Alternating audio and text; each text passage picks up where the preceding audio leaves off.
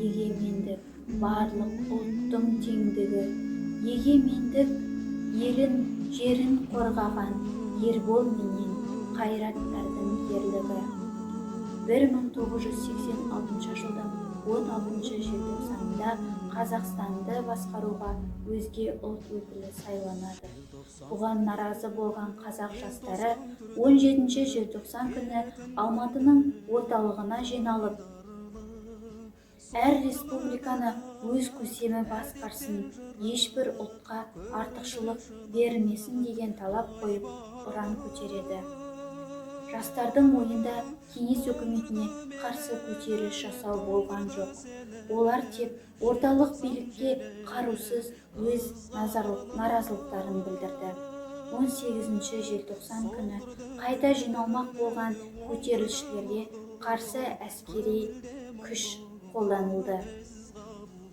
Олар Бұрқасын 86 операциясы бойынша алаңға шыққан жастарды жазалау шараларын жүргізіп, су бүркіп, итке талатып, түрмелерге қамады.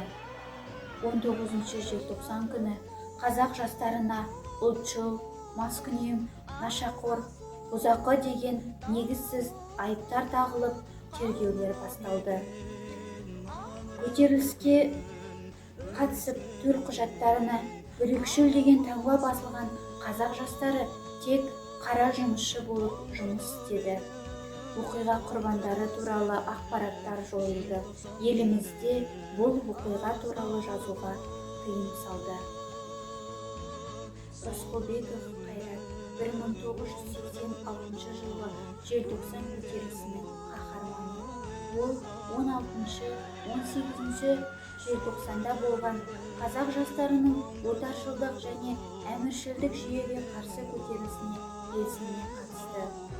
Сол желтоқсан оқиғасынан кейін оны Савицкийді өлтірген қылмыскер деген жала жауып, оған аса қауіпті қылмыскерлер изоляторында зорлық-зомбылық көрсетті. Небәрі 21 жас ғұмыр кешті. Асанова Ләззат, желтоқсан көтерілісінің құрбаны. Ол Әлия мен Мәншүк секілді қазақтың қаһарман қыздарының ерлігін қайталады.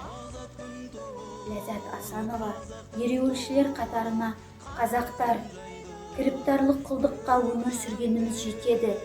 Біз еліміз тәуелсіздігін жеңіп алғанда ғана азат бола аламыз деген ұранмен шықты. Сыпатаев Ербол 1986 жылғы 16-18 желтоқсан көтерілісіне белсене қатысады.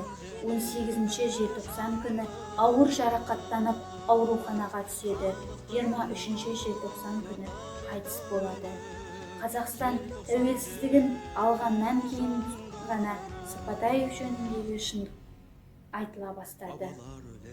1986 жылғы көтерілістің ең алғашқы құрбандарының бірі Сабира Мұхамеджанова. Оған 2001 жылы Тарбағатай ауданының құрметті азаматшасы атағы берілді. Қазіргі таңда желтоқсан оқиғасы тәуелсіздіктің бастауы деген тұжырым айта аламыз. Себебі тәуелсіздікке ұмтылған қазақ жастары кеңес үкіметіне қатысты ой пікірін ашық айтып, бейбіт шеруге шықты. Желтоқсан оқиғасы қазақ жастарының тәуелсіздікке ұмтылуының жарқын көрінісі ретінде халық жадында мәңгі қалды. Елі үшін жанын қиған боздақтары ешкімге ешқашанда ұмытпақ емес.